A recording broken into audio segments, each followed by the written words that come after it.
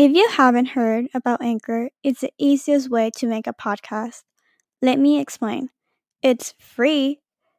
There's creation tools that allow you to record and edit your podcast right from your phone or computer. Anchor will distribute your podcast for you, so it can be heard on Spotify, Apple Podcasts, and many more. You can make money from your podcast with no minimum listenership. It's everything you need to make a podcast in one place. Download the free Anchor app or go to anchor.fm to get started.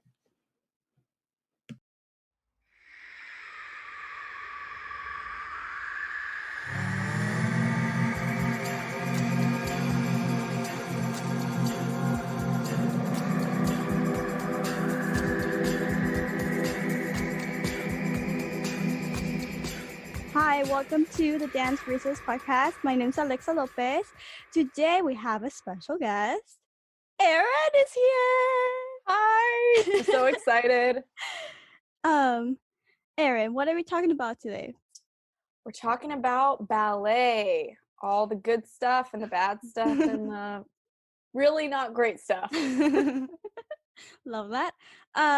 So today's episode is going to be kind of a long one.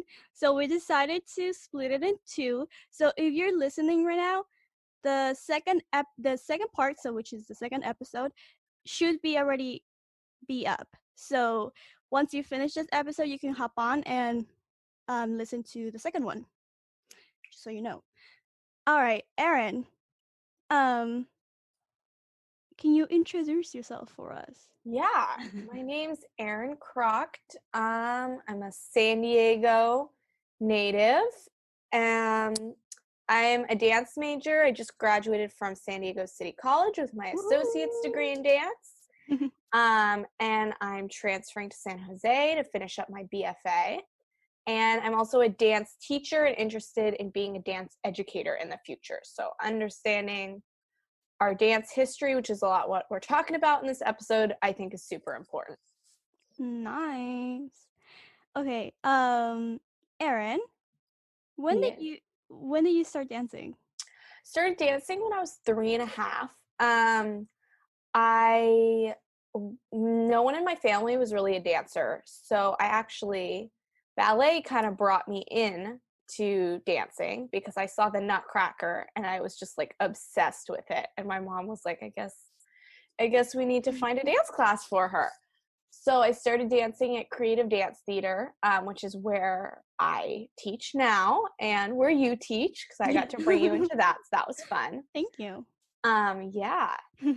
So I just kept dancing throughout high school and everything. And then when I took class in college, I realized I was like, wow, this is like what I need to do. So yeah.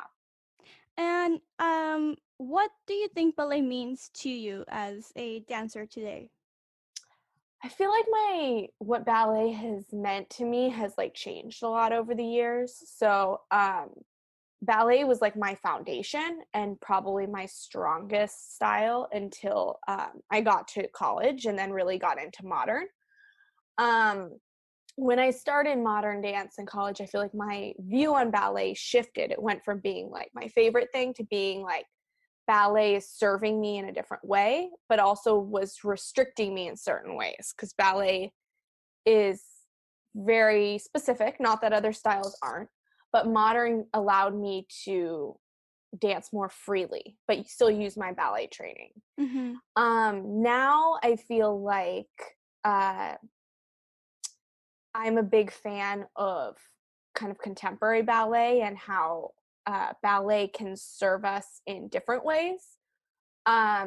Sometimes I feel like ballet is kind of a restrictive path in the traditional sense and a very exclusive path, which I don't necessarily like. So I feel like I like taking the good of ballet and then using it to serve me and my students in whatever way is fitting for them, whether it's working on posture or strength or just looking at how hard work and goal setting can pay off. And I also choose to not reinforce certain things that I don't feel like are useful in ballet.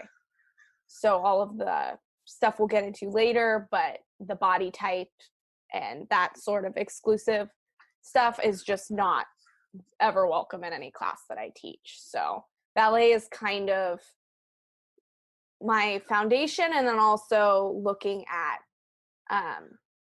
kind of has shown me my growth in dance, about how sometimes when you're learning, you're also unlearning and your opinions are changing. Nice. So, the reason why I wanted to have a ballet episode really early in the podcast is because if you are listening and you're not a dancer, mostly what you think about dance is you think ballet, like the first thing, right? That's so true. And I feel like not a lot of people know like where ballet really comes from and like all the really kind of dark stuff about ballet. And I feel like it should be something that we talk about more. Yeah, Um, absolutely. so some things that people don't know is that ballet is not inherently French.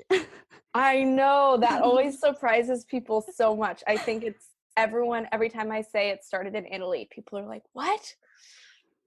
What can you say about the Italian roots of ballet? Yeah. So one thing that I feel like is really interesting is, well, one, that ballet wasn't started in France.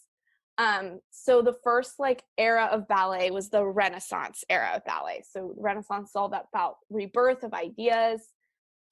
Italy was the epicenter of the arts at this point. So this is like 1300 to 1600, the period that we're talking about, really long span. So rebirth of ideas, ballet was not performed at all of how we think of it today. So really interesting that it came from, ballet was court dancing. So it was for upper class and nobility, and dancing for these people was considered a basic social skill. So basically, like if you were children of an upper class family, you'd probably have some dance lessons in your education with like your tutors, and then you'd have your dance lessons. Dancing was performed at balls, and it was an opportunity to like court. And so you would dance in pairs with the opposite sex. There was hand holding and bowing, some little jumps, but it was not, no tutus yet. We weren't there. So it was really a form of court dancing. Um, yeah. And then as we move forward, so this was all happening in Italy. Mhm. After that, we come to the Baroque era. And so in the Baroque era, this is about 1600 to 1800. This is when the French court began to set the standard for just certain practices and kind of the image of the arts and all of that. So Catherine de Medici, who is Italian, she married into the royal family of France. So she married who became Louis the 14th. And she had a dance master. And so when she traveled to France, when she got married, she brought her dance master with her. And then this is where the language of ballet began to switch towards to French, which is Mhm. really interesting that we kept that for so long and still have that. So her husband Louis, he became really involved in ballet, really like he commissioned ballet, he was performing in them. So the Baroque era idealized kind of splendor and elegance, and it was still predominantly performed by the nobility at this point. There was still some court dancing. Um, so there are a lot of similarities with what it brought from the Renaissance. But then also Louis established the Académie Royale de la Danse, and this was when ballet became more looked on as an art form instead of a social skill for the nobility. So then with this academy and more like real training, um, the dancers began to be like use a turned out position because they were still dancing in these long long costumes and everything. So if they turned out their feet, they had more mobility. So it was for a functionality purpose. Mm-hmm. They began to use more of the specific arm positions and foot positions because they were training in an academy. It became more established. So this is where ballet began to shift from that court dancing to what we think of today. Also, there was the development of the proscenium stage, which is just what we think of when we go to a play or anything. The audience is separate from the performers. The performers are higher up. And so that created more of a feel of of like an art form, a theatrical, dramatic feel. So when they started dancing like that, it wasn't we're all at a party, it was we're watching art, which is pretty cool. And at this time, it was still really common to have kind of the what's it called, like the court dances still. Yes. So Yeah. they had the court dances, and then they had like the more art form, quote unquote, Yes. on the proscenium stage. Yes. So that was, I mean, if this was a huge span of time. So this is all condensed within the Baroque era. These are all the main things that happened. But yeah, absolutely. So in the beginning, there was still dancing at court. They were always doing that. But there was more because Louis had such an interest in ballet and wanted to do more and wanted to perform. He really started developing this other side of ballet. So throughout, yeah, this whole period was the progression there of how all of this happened. But yeah, definitely it was slow and happening both ways. Um, if you don't know this, King Louis XIV was such like a diva. I'm not surprised. I've um, never heard that before. his kind of like a nickname was the Sun King, and I didn't know that. that's where like I think it was one of his like ballets, like one of his plays, he would perform as the Sun King, and he would wear Yes. like this extravagant like costumes, and he was like the center of like Center of the universe. yeah, and I think it's kind of funny. And I know you established that he started teaching like the arms. Mm-hmm. So I think one of his biggest like accomplishments was like he codified ballet. Like Yeah. he like basically did most of the steps that we do today. Yeah. And I don't think it's like exactly the same, but like Yeah, of course there's some development, but he Mhm. definitely ballet, especially now when you think of even if you're not taking a college ballet class, there are all these specific steps and Mhm. you know, very traditional teachers have been known to like sit down at the front of the room and been like, all right, tombe pas de bourrée, this, that, let's go. And you're supposed to know what's happening.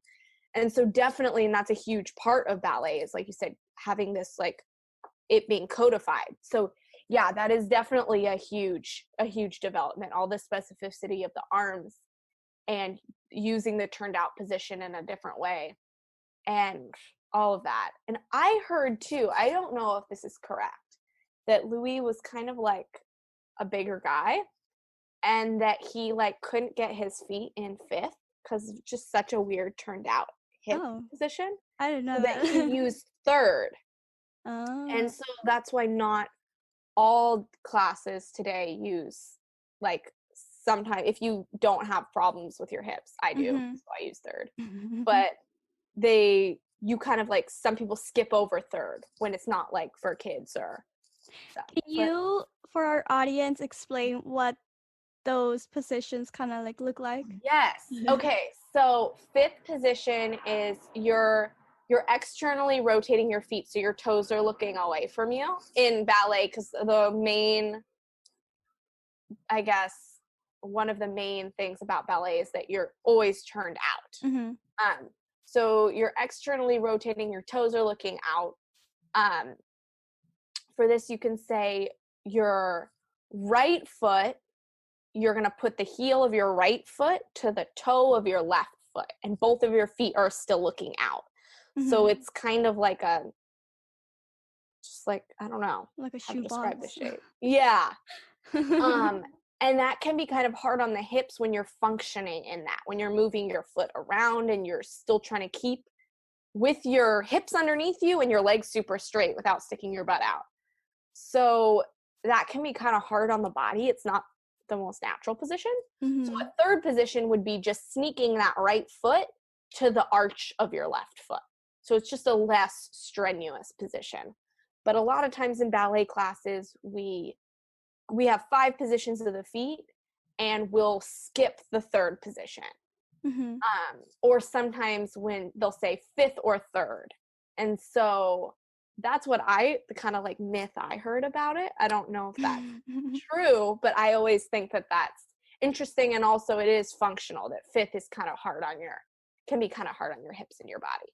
I think it does make sense if he was a bigger guy, because back in the day, like, if you were bigger, you were more attractive. Yes. Because means that you have more money to overeat. You have extra food. You don't have to walk anywhere. You were chilling. Yeah. And he lived that life, but then he was all of a sudden like, I want to perform in ballets. So yeah, totally.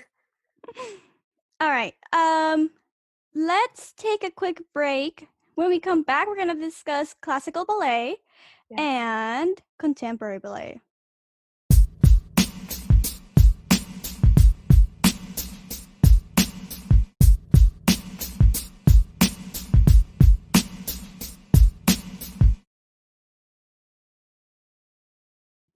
And we're back. Yay. Okay, let's talk about Romantic Era, because yesterday Erin and I were FaceTiming, kind of going over what we were going to talk about.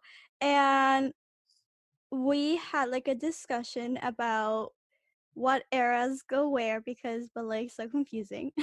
So confusing. So many eras. And I got confused about Romantic Era and classical ballet era. Yeah. So can you give us a little snippet of the Romantic Era? Yeah. So as we discussed before, at the end of like the Renaissance era of ballet, or no, I'm sorry, the Baroque era. I was confused. At the end of the Baroque era, King Louis XIV started to codify ballet. So they were looking at ballet more as an art form, not just as court dancing. We started to move away from that. There was a training system of how they were training dancers. We talked about the positions of the feet, the positions of the arms that developed and that we still use today. And the vocabulary had switched to French, as we know. So in Romantic era, now this is like mid 1800s that we're talking about. Ballet, they're dancing on the proscenium stage, so the audience is separate from the dancers. There's more of that theatrical feel. Ballet were performed in acts, and now they have like a narrative storyline. So you can really start to see the difference. Romantic era of ballet is really where this art form really began to shape even further, not just with the movements, but now how you're watching ballet, what's being told, those sorts of things. So they started to have what we call narrative storylines. So a lot of the romantic ballets had storylines about, they were all into like mystical beings and creatures and all kinds of otherworldly things. So they started to tell these storylines, and they use what we call literal gesture. So literal gesture is, let me think, like if a dancer falls asleep on stage, they might put their hands to their cheek and lean on it, even if they're standing up all straight and pointing their toes and everything. So it kind of gives the audience a sense of what's happening, because in these ballets, we're not yet using text. That's a contemporary thing. So everyone's quiet, but to give the audience a sense of what's happening. There's also started to be more like character development and separation of the dancers and kind of a hierarchy of the dancers here. And this will definitely be important in things that we talk about later, not to understand what all those positions are, but just to understand that there's a hierarchy in ballet. So we had the principal dancers. Usually there's a male and a female. They started to develop a lot of partnering here too. So the role of the male began to be predominantly to partner and lift the main female dancer, the principal dancer. And then we also have some soloists who are other lead roles. And then we also had the corps de ballet. And usually all these dancers are like same height, look very similar, dressed the same. There's kind of no identity. They're just there a lot of times as background. Mm-hmm. And also in these ballets, they started to use ornate costumes and scenery. So they're not using those court gowns anymore. A classical romantic tutu looks kind of like a poof, and it goes all the way down to like right below the knees, kind of like a big flower. And so they also had all this ornate scenery to help you understand what's going on in the ballet. A lot of times they're court settings and stuff like that. So, and then we also have the development of the point shoe, which not everyone, sometimes people call it toe shoes if you're not familiar. And this is where the female dancers are actually balancing on the tops of their toes. So, and this was another thing to make them look otherworldly, like they're floating. It's like, how are they doing that? Yeah, so these are all things, these narrative storylines that also are encompassed by classical ballet as we move forward. So Mm-hmm. in each one of these eras, we now, having all this historical information, are able to cut it up and this is this era, this is that. But I mean, as they transition, they're bleeding together, taking things that are similar, rebelling against each other, all of that. So that's just a little snippet of romantic ballet, and it's starting to look, I feel like, a lot more similar to what we practice today. Mm-hmm. And then after that came classical ballet, which was what you're going to talk about, right, Alexa? Yes. So before we get into classical ballet, I do want to touch on how ballerinas were sexualized. And this was the era kind of like after Baroque, leading a little bit into like romantic, I feel. And this happened because ballet went from like an exclusive art form that was learned by royalty and performed by the royalty, and now it went down to like the commoners. So the status of ballet kind of went real down after the Baroque era. So during this time, ballet had the same status as the can-can dancers who perform at cabarets. Wow. So they usually perform to audiences of man, and these men were often drunk. And the man will they like to see the ballerinas because they had like shorter skirts or something. Than women just walking around in that era, for sure, because they had to dance. Yeah. So for them, it was kind of like entertaining, and like they really sexualized the ballerinas. And this is where man in dance became kind of a taboo, because the audience, which was man, were kind of uncomfortable seeing another man on stage Oh my gosh. because they were like trying to like, I don't know, get like aroused by the dancers on stage. So that's where we see like kind of man not being allowed to dance, because we went from like a king dancing Yeah. now to like women dancing and men not allowed to dance, which we still see like a lot of that today. Like That's true. Men are definitely, I feel like, take a lot of slack, like not slack, just take a lot for wanting to dance. Mhm. And then also I wonder, and this is kind of just an open question, if that played a role in the Romantic era. If you had men, it was like, this is the man to lift up the female and Yeah, make because her that look was like she's more flying. yeah, because that was more manly. Yeah, A it's manly more thing to do. manly and Yeah. also gave him a purpose for being there. It's not like, Mhm. here are men and women on stage. It's like, well, she needs to get up in the air and the women won't be able to lift her. Mhm. And that's also very interesting that that's how they were looking at dance. I feel like, and we might get into this later, but maybe that I feel like that holds true to how people look at like as we shifted from this being a court dance to an art form, and a new art form. I feel like a lot of people look at the arts or look at struggling artists as like not living a very good life or it kind Mhm. of being a lowly thing.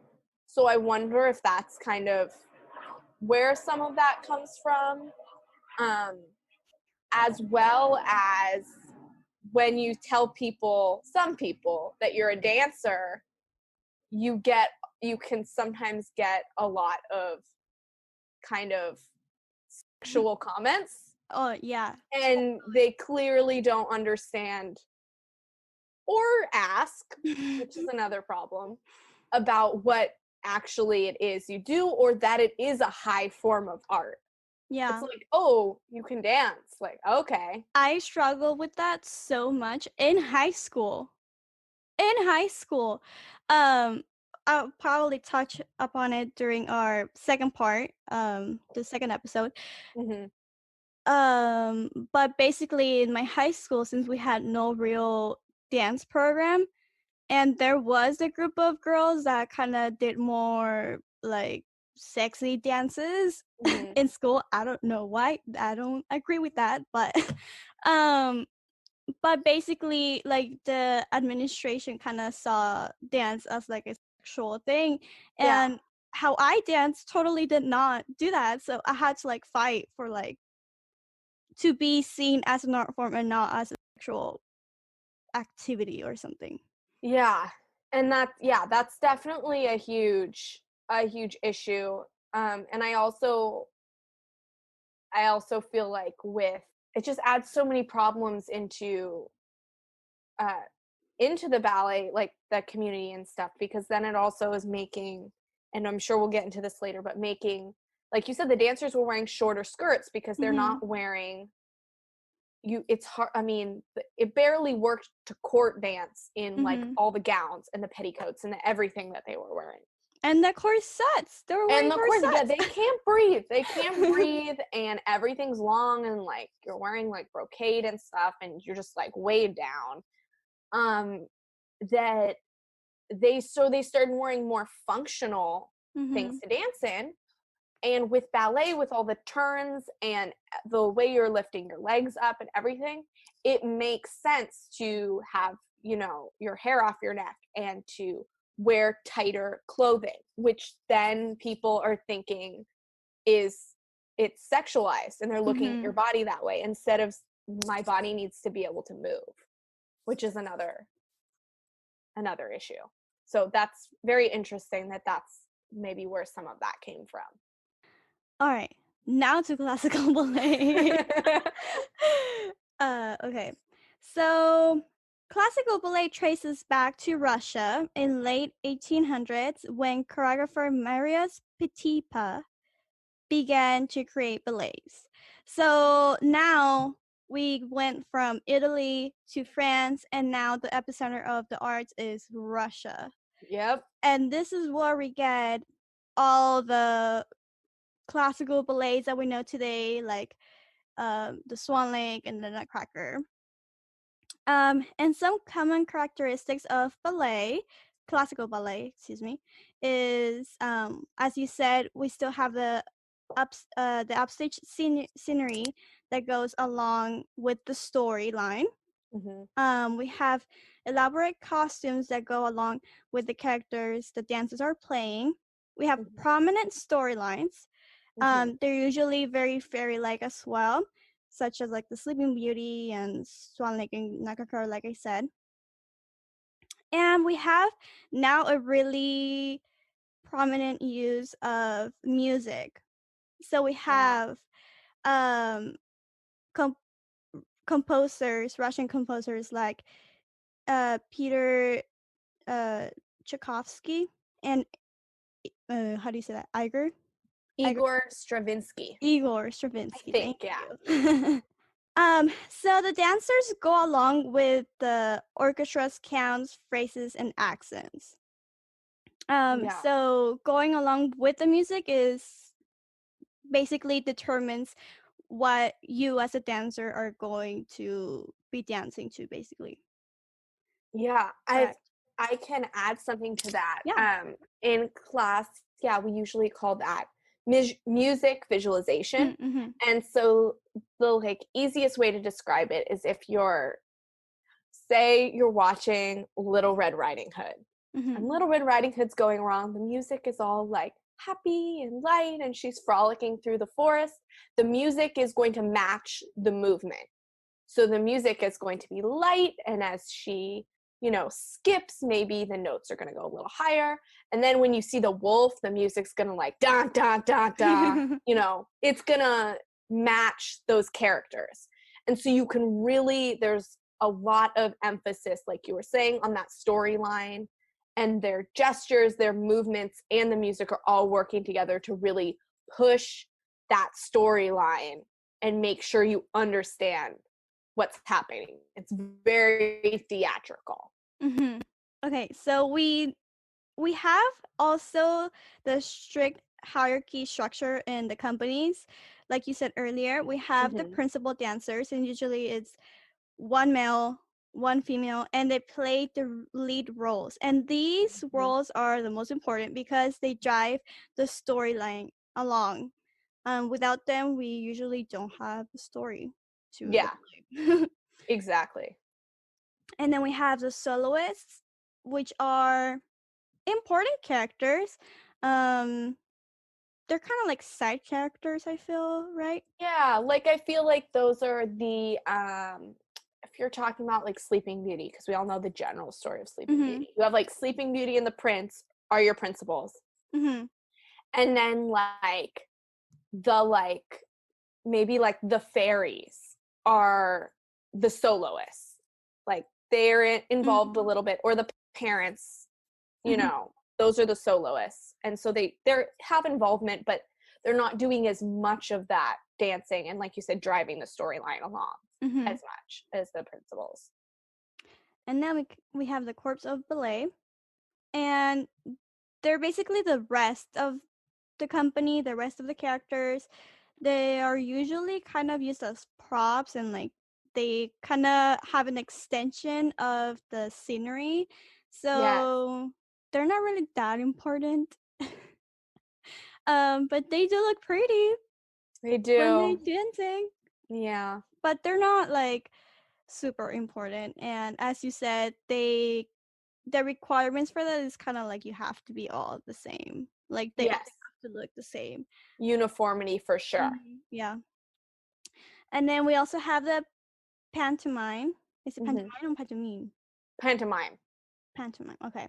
We have the pantomime. And basically it's literal gestures to portray emotion and dialogue. Hmm. That to me, when I see ballets, oh my god. I think it's the funniest thing ever. Like, I like I when they're like, want yes, it's so cheesy. It's so cheesy. Like it cracks me up. And kind of like in a cringy way. yeah, it's yeah, it's definitely interesting. Like you can definitely see what was taken here from romantic ballet into the classical was they're really driving that storyline Mhm. hard Yeah. with everything like that you're saying. Yeah. But if they're not dancing for dancers or their audience is changing, they're trying to make that super clear. And I think that probably as we move forward to contemporary ballet, which is next, I'm sure that they had the people who were interested in contemporary ballet had the same sort of feelings that you were. They were like, oh my God, do we have to keep doing this? Like I just can't imagine myself like doing some like. Oh, I would definitely start laughing. I'd be over in the corner like, what am I doing? Oh, geez. Okay, so yeah. Oh, and we have the use of point by women as well. Yes. And now let's go over into contemporary ballet because this is where the revolution kind of starts. Yes. So contemporary ballet started it evolved in Russia as well in the early 1900s by choreographer Michael Fokine and producer of the ballet Russes, Serge Diaghilev. Oh, I think I said that right. Russian Right? names are tricky for me. Looks right to me. Okay. So okay. So both of them worked with famous ballet dancers from that time, such as, I'm gonna butcher this, Vaslav Nijinsky, Anna Pavlova, Leonid Massin, Enrico Cicchetti, I know that one, and George Balanchine. Nice. That was hard to pronounce. Balanchine's like one of those names I feel like you know. Oh yeah, for sure. Like, so this starts to get into what's familiar for us today. Even Cicchetti. Cicchetti Yes. is really popular. Cicchetti, yes. I agree. Oh, you know who does Cicchetti? Who? My ballet teacher from State. Oh, okay. Yeah, she does a lot of Cicchetti. Oh, nice. Yeah, she's always talk about him. That's so funny. I was like, maybe she knows him, but I feel like she's not that old. I was just gonna say. Oh, that's so funny. Okay, so the new aesthetics of contemporary ballet. So this is stuff that they kind of changed in the new ballet form. So this is early 1900s, right? I just realized I'm trying to like historically place this. Okay, great. Yeah, so classical ballet was late 1800s and contemporary ballet was early 1900s. Great. And kind of into the present, right? Oh yeah. But I feel like although we're in the contemporary era, it's important to reference that like classical ballet is still very much something that is still practiced. Now it's kind of like you have a choice. Some people took that contemporary route and some people like we still see Swan Lake every year. Sure. So it's a very like established set way of training that's still around. Yeah. And okay, let me just go over this because I feel like I have notes on what you just talked about. Oh yeah, totally. Okay, so the new aesthetics. Classical steps can be reshaped and modified to fit the theme of their dances. So they have the same kind of skeleton of the steps, but they can change them a little bit to fit kind of what they want the storyline to be. And they phased out pantomime that we just talked about, as many pieces did not follow any storylines. Yeah, big change there. They were tired of it, I think. I think it was really limiting too, like just sticking with fairy tales. Yeah, it was definitely all not just it's a storyline, but it was like very specific type. Yeah. And so there was no real real gritty content in there. Oh, we're just ripping classical ballet to shreds right now. You know, big fan, but it's limiting. Yeah. Okay, so a biggie. The corpses of ballet are not part of the scenery anymore, but rather they have important parts of the dance. Finally. Something that was really important was the use of collaboration in this era. So they collaborated with with set designers, with composers, with costume designers. So Nice. everything from movement to music to costumes to like scenery, everything had like the same value in I the love that. productions. Um, and also, this is where we come back to the males. Mhm. Male dancers become more than just props for female dancers. They had important parts with developed choreographies. Nice. Yeah. That's so good. And we see a surge in more taboo themes, and more revealing costumes, use of the torso and upper body, and the use of the parallel position, which is new. Nice. Do you wanna explain what parallel position is real Oh, quick? yeah. So parallel position. So we talked about the turned out positions in ballet, which are when your toes are kind of facing out and your heels are kind of in together, touching. And parallel position is if you think about parallel lines that you learn in math. Is Mhm. it math?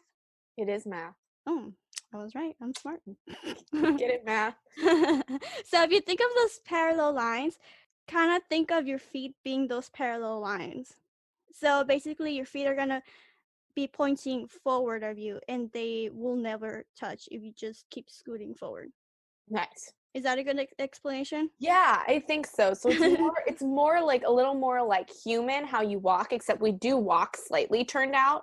But yeah, it's your toes like it's straight forward, looking forward like your knees. And I've usually, learned. Go. oh yeah.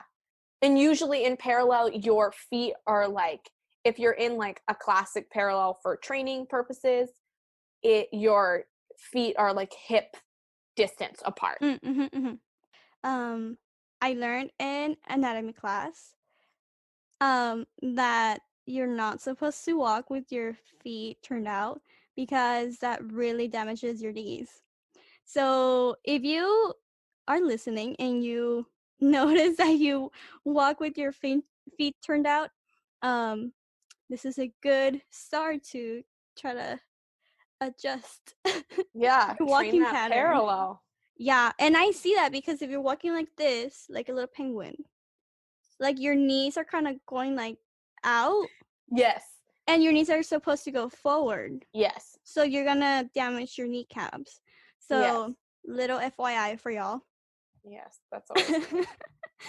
Okay, so we do still have similarities between classical ballet and contemporary ballet. They still have the same vocabulary, and dancers need to have an extensive technical training and great stage performance. Yeah. So that's like the same standard. You still train in basically classical ballet, but you can also train in Balanchine technique and Mhm. Cicchetti, which is a little different. Yeah. So those are kind of like different like practices that value different aesthetics with Yes. very small changes. So Mhm. still a lot of similar vocabulary, but slight differences in what they value. Mhm. I think it changes a little bit on arms because I know like I think Mhm. it's a Balanchine that uses like the arms when you're doing bar. Not sure, I maybe. think some like head placements, something Hmm. like that. And And also I think they use a lot of torso, right? While they're training. I don't know. I would have to look that one up. I know some things are in passe where one leg is straight and the other leg is bent, knee looking out to the side with the toe in front of the knee. Some of the some styles have you cross the toe more over, so it's like more of Mm. a figure four, and some are more placed on the front or the side. So that's like a thing that it's important for them, but it's a Mhm. small aesthetic thing with the Mhm. same position Yeah. as an So example. more aesthetic, not so much about functionality, And I feel. vocabulary, Yeah. yeah, exactly. So, we still have the same use of music. So music visualization. Music visualization, Yes. yeah.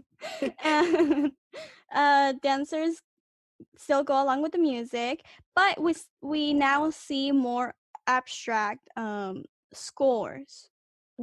So it's not so much like pretty things to listen to. It's we now have more of a weird type of Yes. music. Yeah, not so much that character, because they don't have those characters anymore. So they're not trying to push that this person's good, this person's bad type of thing. Yeah.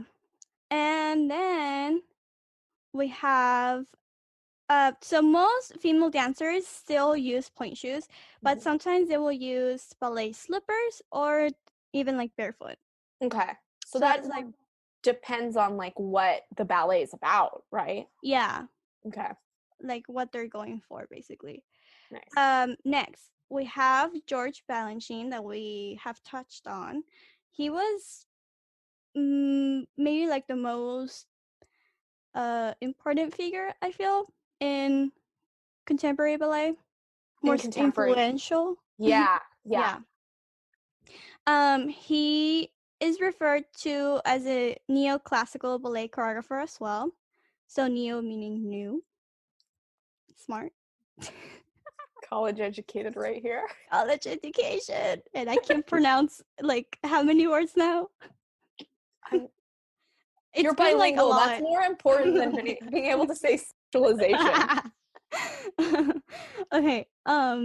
So he's known for neoclassical ballet or contemporary ballet, and he established the New York City Ballet in 1948.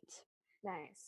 Some of his aesthetics include eliminating the use of elaborate sets because he thought that the dancer's movement was supposed to be like the most important thing to look at.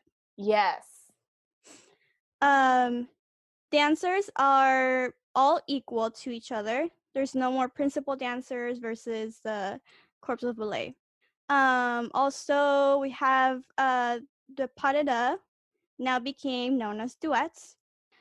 He was also well known for his plotless ballets like Concerto Barocco in 1941 and Aegon in 1947. So he also had some narrative ballets like The Prodigal Son in 1929 and Midsummer Night's Dream in 1962. I love Midsummer Night's Dream. Big I've fan. never seen it, but I've heard so many good things about Oh, it. it's so good. Or maybe I did see it in one of Terry's videos. I feel maybe. Maybe. I don't know. I have to check. Shout out to Terry. Terry Wilson, if you're listening to this, shout out to you. Yes, Terry. And if you want to see some of his works, you can still see them today. Some of his works are performed by the New York City Ballet. I mean, of course, because he established it. And then we have the American Ballet Theater and the Dance Theater of Harlem. Nice. So you can Google that and maybe you can go. Or sometimes, do they go around? I think they do, right? I don't know who all is, especially right now is kind of an exception. Oh, well, but, yeah. I'm not sure who all travels, but I'm sure that some of them do. And I think another thing to mention is, like you were saying, going online, all these things that we mentioned, like if you're curious, you're like Swan Lake, or I kind of want to see what these narrative things look like. YouTube there's so many, all the ballet companies basically have done Swan Lakes. You can go on and Google and see the whole thing or see 10 minutes of it, which is really nice.